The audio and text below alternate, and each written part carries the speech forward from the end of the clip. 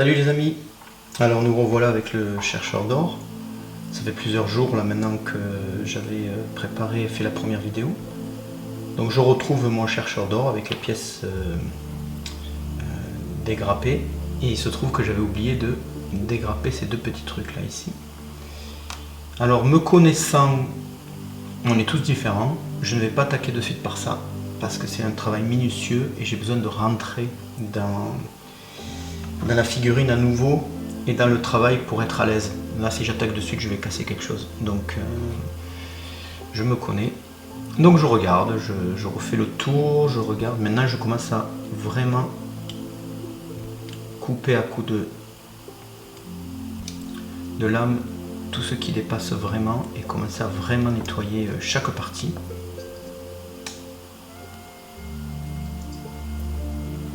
Alors le chapeau sera texturé, donc si c'est pas très propre, c'est pas grave. Le truc le plus important, c'est qu'il n'y ait pas un trait droit. Par exemple là ici on voit le trait droit ici là. Je vais essayer de casser ce trait de façon à ce qu'il soit irrégulier, parce que le langage de la peinture c'est l'irrégularité. Quand c'est trop régulier, c'est pas naturel. Donc là, comme mon chapeau sera texturé, je veux de l'irrégularité, donc des coups. Je ne veux absolument pas un trait régulier comme on voit ici. Donc si je peux le gratter complètement, je le gratte en faisant comme ça. Voilà, là il a disparu. Donc même s'il reste un tout petit trait, c'est pas grave, absolument pas grave.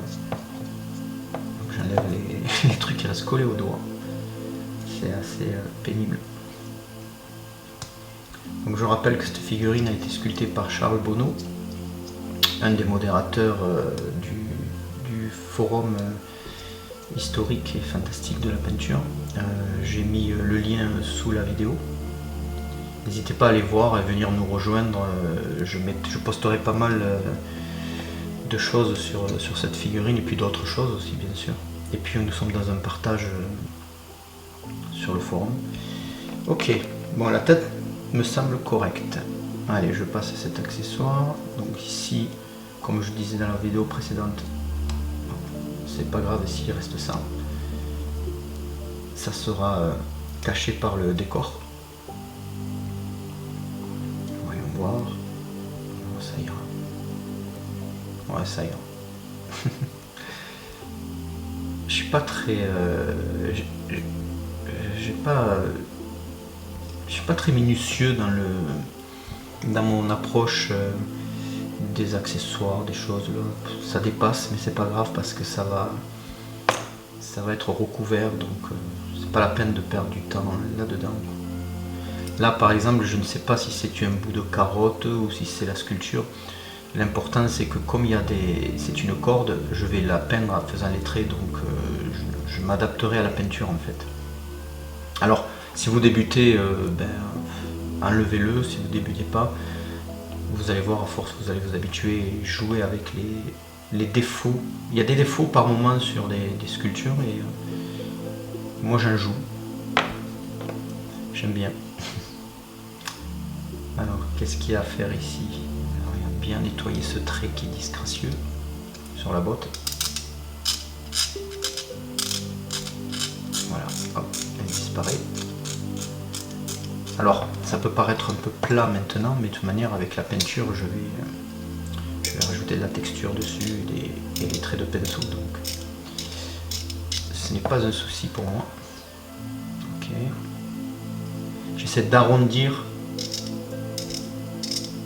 pour récupérer la sculpture de la botte. Alors, il me faut un pinceau. Voilà, je vais prendre ce pinceau. Ce pinceau, ça va me permettre de nettoyer. Alors, c'est un pinceau très souple. Je ne l'utilise pas du tout pour la peinture, mais juste pour voilà, et, enlever les résidus.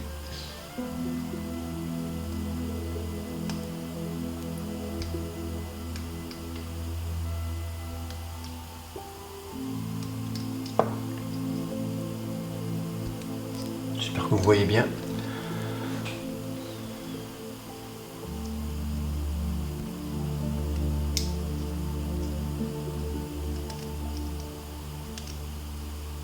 Alors jusqu'à présent, je n'ai utilisé qu'un seul outil, c'est celui-là, pour dégrapper. Alors j'ai eu des retours de la vidéo précédente en me disant qu'il existait des Dremel, qu'il existait des pinces. J'ai une pince ici, et vous voyez elle est complètement usée. C'était de l'époque où j'étais en BEP électronique. Elle est complètement usée, donc je m'en sers pas, parce que si par exemple je veux couper ici, en fait ça va avoir comme ça va écarter les accessoires et je risque de faire des dégâts. Donc jusqu'à présent j'utilise que ça.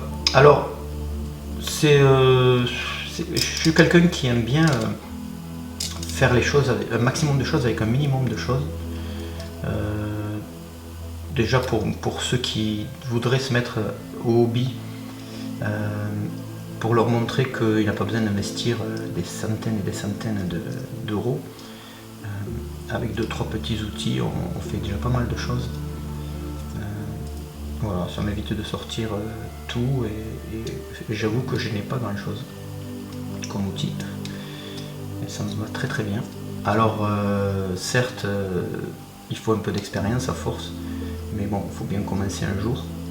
Et voilà, c'est ma façon de faire. Je ne dis pas du tout que c'est la façon de faire la meilleure, pas du tout. Moi, elle me convient. Et je suis comme ça. J'aime bien faire un maximum de choses avec un minimum de choses. Minimaliste. Que ce soit en peinture, en pinceau, et en accessoire. Ok. Là, il y a un trait. Alors, il se voit peut-être pas, mais moi, je le vois là. Il se voit peut-être pas en vidéo. Je vais le lever. C'est pas grave, parce qu'il est tellement petit que en peinture, on peut le camoufler. Oui, ça aussi, c'est une expérience. À une époque, quand je débutais, ben, les traits, j'arrivais pas à les camoufler avec la peinture. Aujourd'hui, parce que à l'époque, j'étais encore croyant que la peinture devait être lisse et qu'on voit absolument pas un trait de pinceau. Il fallait absolument pas avoir un trait de pinceau. C'était la guerre, la quête au fondu le plus parfait possible. Mais je me suis rendu compte rapidement que en tout cas pour moi, la peinture ce n'est pas ça. C'est au contraire de l'irrégularité, de la texture, un semblant de mouvement en fait. Et à ce sens-là, je rejoins le combat que prône Banshee, Alfonso Giraldes, avec son Fuck the Smoothness. C'est rigolo. Bon, après, je suis pas du tout dans un combat, chacun fait ce qu'il veut. Il y a des magnifiques figurines peintes avec un fondu mais exceptionnel qui me plaisent beaucoup. Donc voilà, chacun fait ce qu'il a envie, c'est ça qui est génial. C'est un hobby, on ne doit rien à personne. Mais voilà, donc mon expérience m'a permis lorsqu'il y a un petit trait comme ça, de ne pas m'y attarder dessus parce que je sais qu'en peinture je vais me servir de ce trait qui va être en fait noyé dans ma peinture, donc les gens ne sauront pas si c'est un trait de sculpture ou si c'est la peinture. J'aime bien jouer avec ça en fait. Et ça c'est l'expérience par contre. Donc vous inquiétez pas, petit à petit vous faites votre propre expérience.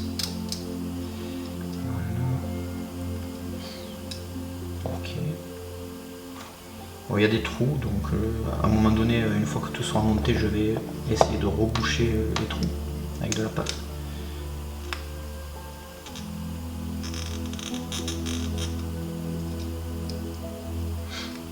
Voilà.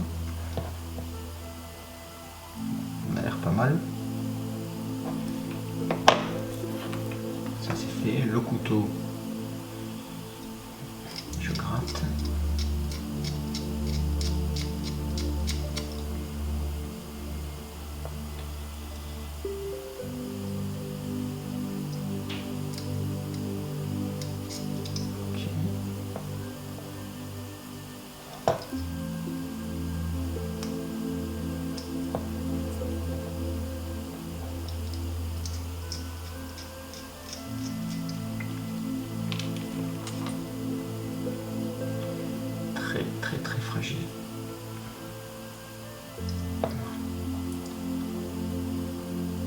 sais même pas si je vais utiliser tous les accessoires.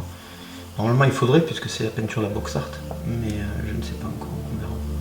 Puis l'essentiel c'est quand même ma figurine. Donc on verra. Ok. La main.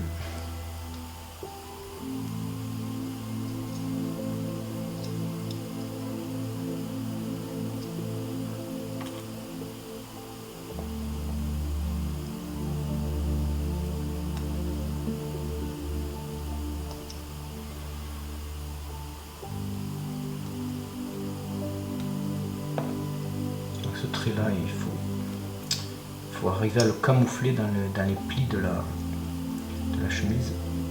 Voilà. En fait c'est un peu comme si je resculptais la partie qui a été endommagée par la carotte à coup de cutter. Puis je gratte un peu, comme ça on voit plus. Parfait. Il faut vraiment être observateur et regarder partout qu'il n'y ait pas un trait qui est traîné. Parce qu'après c'est un peu délicat une fois que tout est collé. En touchant, je sentais qu'il y avait ça.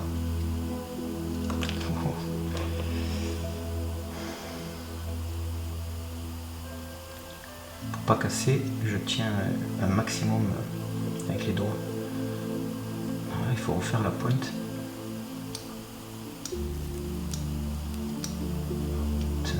Sans tout casser. Donc il faut y aller doucement. Ok. De ce côté ça va être pareil. Et voilà, je l'ai cassé. Donc c'est pas grave. C'est absolument pas grave.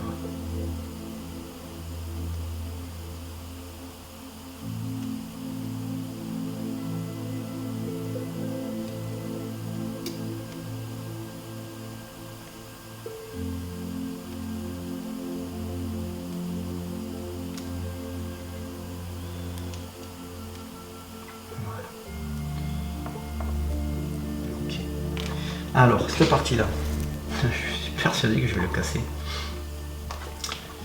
Comment je vais faire? Parce que là, ça m'a l'air super fragile. Alors, d'après les retours de Charles, le sculpteur, il a, pour la version finale de cette figurine, lorsqu'elle sortira officiellement, il va renforcer la pelle parce qu'il y a des endroits où le manche est trop fragile. Donc là si je le casse, ne vous inquiétez pas, la version définitive sera plus solide. Donc j'espère ne pas la casser parce que là le problème c'est voilà, c'est quand je vais appuyer, si j'appuie là, il y a un jeu là, ici là. Voilà, il y a un jeu.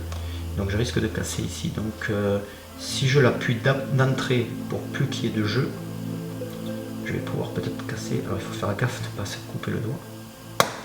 Voilà, ouf. C'est de la découverte à chaque fois, c'est ça qui est chouette. Alors si vous voyez mon ongle très rongé là, c'est ma guitare. Quand je travaille à la guitare, je joue tellement près des cordes que ça m'use de l'ongle ici. Et je suis obligé de le couper ici, sinon il pousse qu'ici. Ce qui est disgracieux d'ailleurs. Mais on s'en fiche. Ça n'empêche pas de jouer les guitares quand même. Allez. Là, j'essaie de tenir de manière à ce qu'il n'y ait pas de jeu entre le sol. Ouais, réussi. Pas évident. J'espère que vous voyez bien.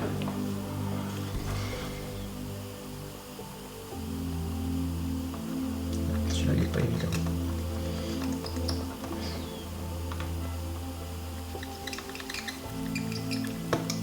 Voilà, c'est fait. Donc il y a quand même des trous à reboucher.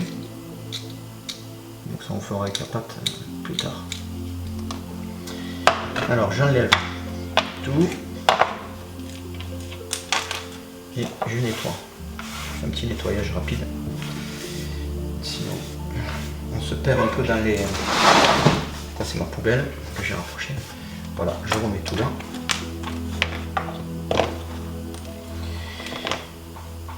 Là je vais essayer de coller un maximum de choses qui n'ont pas d'option autre que la position qui est préétablie. C'est-à-dire que là la tête, elle va bien comme ça, donc je vais pas me jouer à chercher une bonne position, elle est vraiment faite pour aller là. Tout comme le bras, il est vraiment fait pour aller, je vois pas trop, il me semble que c'est comme ça. C'est sûr que c'est pas comme ça, donc voilà. C'est comme ça pour que la pelle ou la pioche aille là-bas. La main, pareil, elle va aller là, donc on va voir. Bon, ça je l'enlève pas, parce que je me suis rendu compte que il peut pas mettre le pied sur la caisse. Donc non, il peut pas mettre le pied sur la caisse. Elle est trop basse. Sinon il y aurait une montée, il y aurait... il peut pas. Donc c'est pas sur la caisse qu'il met le pied, donc je sais pas sur quoi il met le pied, donc je pense qu'il va mettre le pied sur un petit rocher ou un petit caillou. Ce qui fait que je vais, par exemple ça c'est le socle, je vais faire en sorte que ça c'est le socle, je vais faire en sorte que ça sera, une fois que ça sera fixé, ça sera le sol ira là, et puis là il y aura une sorte de caillou, je vais le sculpter, je m'amuserai à le sculpter avec une troisième partie de vidéo lorsque je soclerai définitivement la figurine, on verra. Donc là je vais essayer de... Alors c'est de la figurine en résine, donc elle est très légère, elle n'est pas faite pour jouer, elle est faite pour être après juste observée. Donc normalement je devrais la tiger, mais je vais pas la tiger, du moins pas la tête, parce qu'elle est bien, elle se coince bien là. Donc je vais juste la coller directement avec notre ami Colle 21. Un peu de pub pour eux. Je dois avouer que c'est depuis que cette colle existe, j'ai vu un grand changement en termes de montage de figurines. C'est vraiment une superbe colle. Alors est-ce qu'elle est... Alors j'ai ça pour voir si c'est pas bouché. Non, c'est pas bouché, ça va. Donc je mets un petit peu plus qu'une goutte.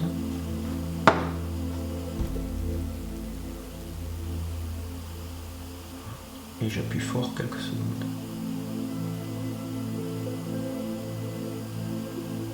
Je tremble parce que j'appuie fort. Ça colle pas.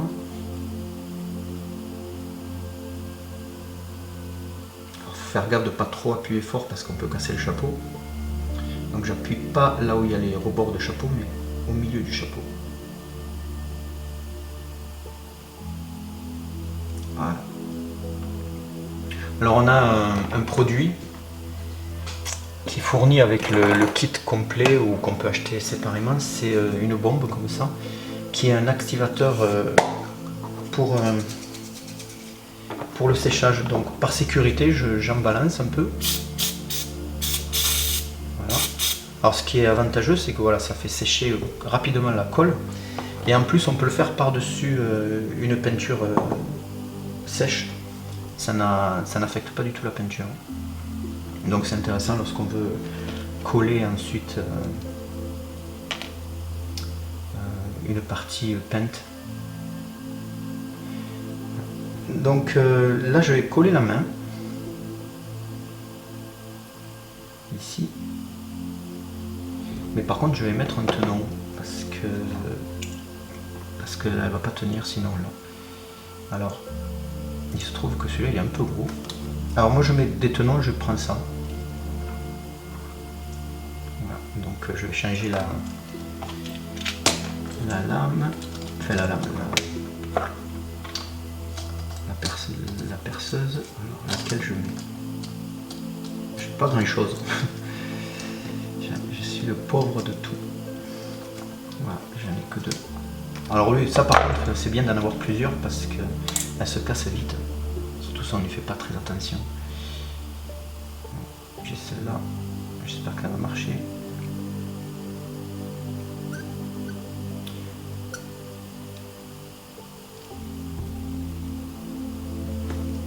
Il faut serrer d'abord un peu. Moi j'ai vraiment du matériel archaïque.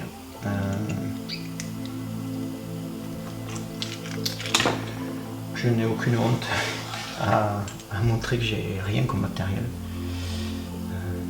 Seul le résultat compte. Bon, si j'arrive.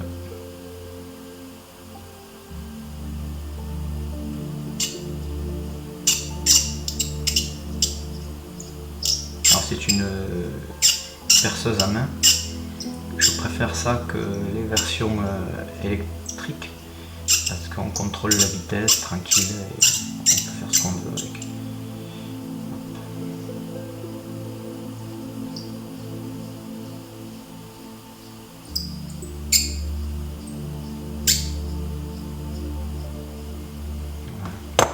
Pas besoin de faire un trou bien profond. Voir si ça rentre. Ouais.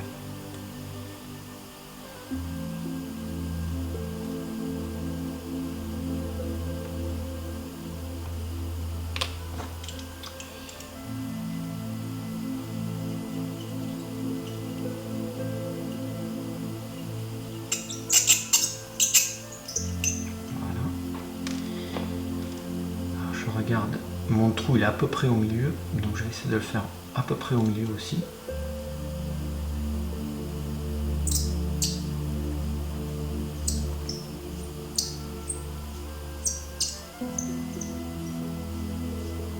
Je mets toujours de façon à mettre mes doigts pour bien tenir l'ensemble. Essayer de bien tenir l'ensemble. Car si on le fait volant, on peut casser la mèche.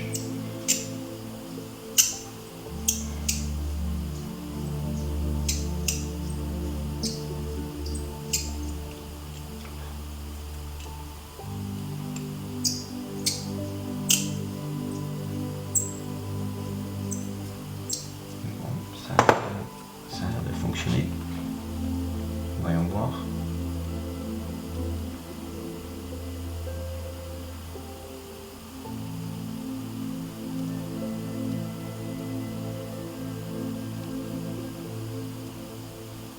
Je suis obligé de forcer un peu parce que ma mèche est plus petite que la...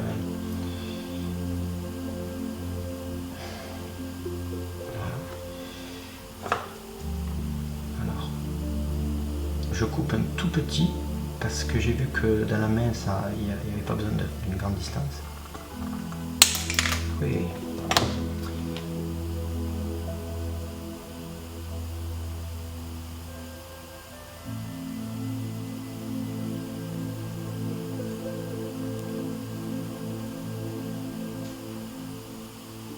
Je rentre petit à petit.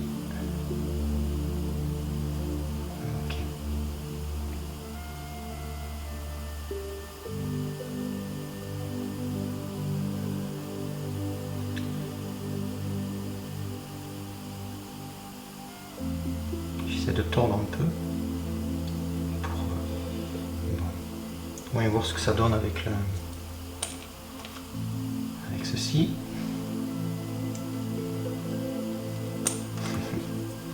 Je vais y arriver.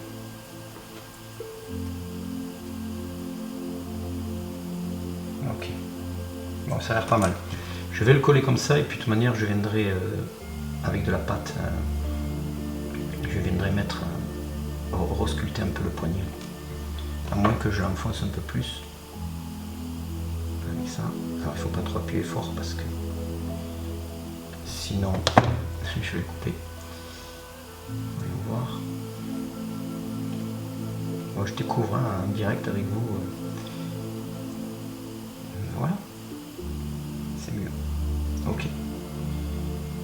Ouais. Une petite goutte. Alors ce qui va être intéressant, c'est que même si la goutte est épaisse là et que ça va déborder un peu, eh ben, peut-être que j'aurai pas besoin de sculpter le poignet, puisque c'est la colle qui va faire office de voilà, la colle. Alors il me faut peut-être juste avec ça enlever Je retire par endroit l'excédent de colle.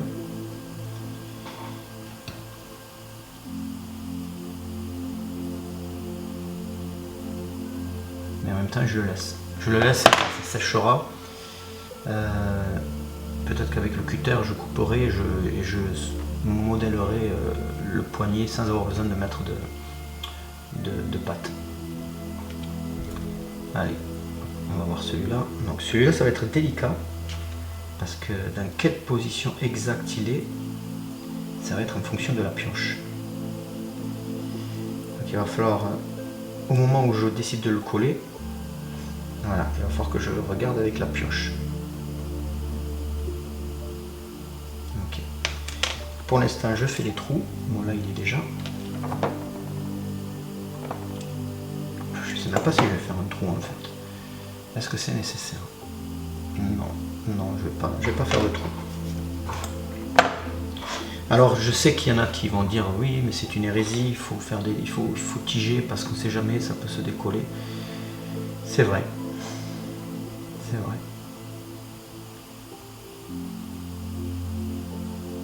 Mais je le fais pas parce que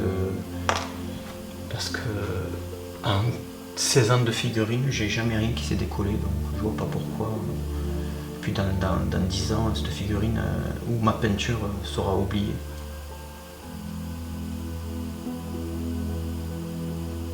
Je regarde. Ok, je vais pas tiger.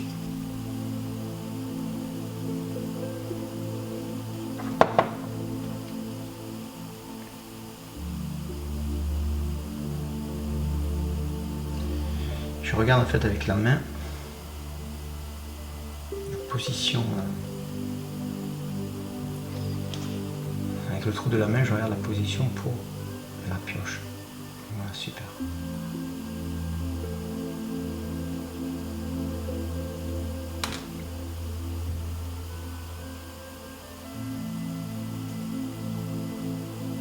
Bon, il y aura un petit peu de mastic à faire. Voilà. Et je pensais choisir le socle maintenant et tout monter, mais je vois que ça m'a pris énormément de temps de faire ça. Donc on va rester là, peut-être coller le couteau. Voyons voir. Le couteau est ici. Et on mettra la mise sur socle pour la prochaine vidéo. Ouais, on va faire ça. Voilà.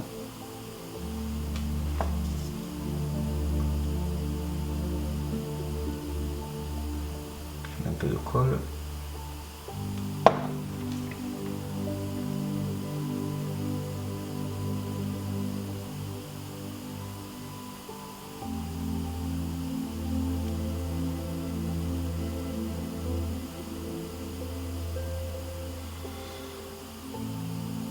Ça m'a l'air pas mal. Qu'est-ce qu'il y aurait d'autre à coller? Ça ira à la main après. C'est pas un problème. Voyons voir. Je revérifie quand même avant la fin de la vidéo. Ok, donc là, la main a tourné. Donc je vais là. Bon, tant que c'était pas encore sec, voilà, je l'ai tourné dans la bonne direction. Pour pouvoir mettre le tamis. Voilà, super. Ok. C'est super. Bon, la pelle, je sais pas où je la mettrai. Ça, oui, ça ira là. La pioche.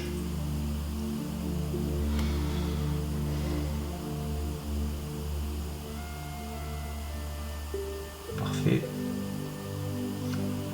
Alors, je pense que pour la peinture, enfin, on en parlera dans la prochaine vidéo, mais pour la peinture, je collerai pas la pioche de suite parce que je vais avoir besoin d'utiliser mes pinceaux pour faire la texture, donc je vais peut-être pas la mettre de suite.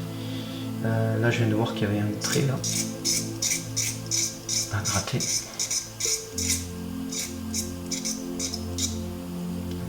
faut que je fasse plus attention. Il y a un joli trait.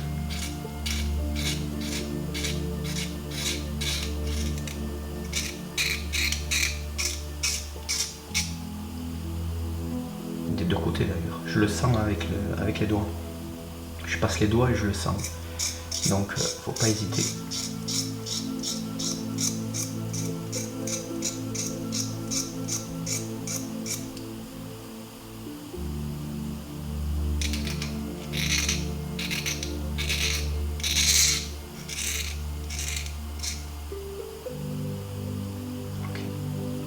Là je le sens plus, donc ça doit être bon. Du coup je vais vérifier aussi avec la pelle. Ouais, il y a deux petites accroches ici.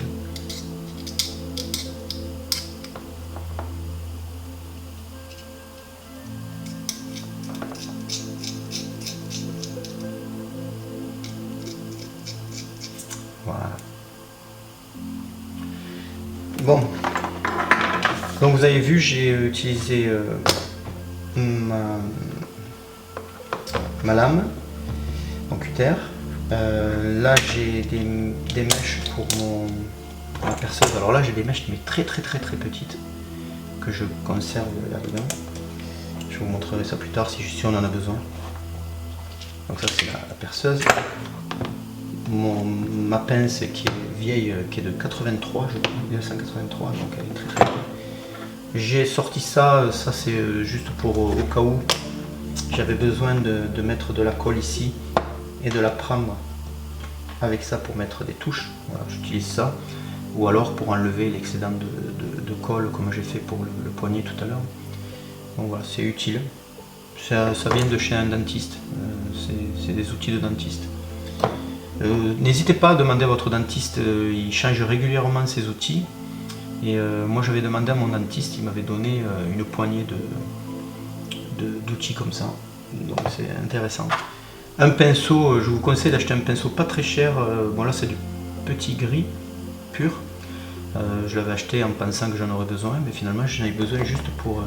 je me sers juste pour essuyer, vous voyez, pour enlever les résidus de débarbage, que ce soit sur la main ou ici, quoi. Voilà.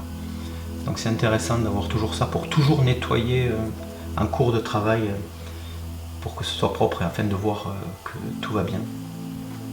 Et après donc j'avais la colle 21 et l'activateur. Voilà, c'est tout. Ah si, j'avais ça aussi au cas où. C'est une plus petite lame de cutter. Ça vient des infirmiers. C'est un infirmier qui m'a donné ça. Je récupère des choses qu'on me donne, donc ouais, ça peut servir, mais je ne m'en suis pas servi aujourd'hui. Et puis les fameux trombones pour tiger. Voilà, je ne m'en suis servi que pour cette main-là parce que c'était nécessaire de tiger parce qu'elle n'aurait pas tenu. Tandis que là ça tient, puisqu'en plus déjà elle est collée là, mais en plus elle va être collée avec la pioche ici, donc il y aura un autre appui dans la main et sur l'épaule. Ça suffira largement. Lorsque je ferai le socle, je viendrai percer à l'intérieur ici pour pouvoir accrocher la figurine au socle. Je le ferai en temps voulu, pour l'instant j'ai pas besoin de le faire. Je vous donne rendez-vous à la prochaine vidéo, j'espère que ma façon de faire vous plaît, ou du moins vous y trouvez quelque chose à récupérer pour vous. L'idéal c'est de bien regarder chaque vidéo, que ce soit les miennes ou celles des autres, et de regarder ce que vous pouvez prendre pour vous, et vous focaliser sur ce qui est positif à prendre. Par exemple, s'il y avait un truc à retenir sur cette vidéo là, en tout cas pour moi ça aurait été de ne pas avoir enlevé les carottes ici d'entrée, de l'avoir fait au bout d'un moment, d'être à l'aise avec les outils, de replonger dans le miniature en fait. Si d'entrée j'avais fait ça, j'aurais certainement cassé la pelle. Donc ça c'est peut-être le point le plus important que j'aurais retenu dans une vidéo comme celle-ci. Bonne journée à vous et je vous donne rendez-vous à la vidéo 3.